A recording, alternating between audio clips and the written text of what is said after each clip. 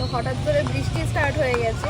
আমি এসেছিলাম একটুখানি আড্ডা মারার জন্য বাটার মোড়ে, এসে আমি এখন এই বসে রয়েছি লরির তলায়। এই দেখো লরির চাকা, আর ওইদিকে দূরে আমার বাকি পার্টনাররা দাঁড়িয়ে রয়েছে। এই বাটার মোড়, ক্যালকাটা রিভার সাইড চত্বর প্রায় ফাঁকা হয়ে গেছে বৃষ্টির চক্করে। আর এই যে এখানে আমি, বৃষ্টি থেকে বাঁচতে হলে হাইট ছোটোখাটো হওয়া দরকার। কোনো একটা লরি হোক বাস হোক তার নিচে আরামসে জায়গা হয়ে যাবে। দেখো আমার মাথার উপর এখনো প্রচুর জায়গা রয়েছে। লরির তলায় কাদা কাদা পুরো একদম। আমি এখন লরির তলায় ব্লগ করছি, রেইনি সিজনে চিল ভাইবস, চিল ব্লগ হচ্ছে পুরো একদম। ওরা অ্যাকচুয়ালি আমার ফটো তুলেছে, এটা ওরা ভাইরাল করে দেওয়ার আগে আমি আমাকে ভাইরাল করে দিতে চাই।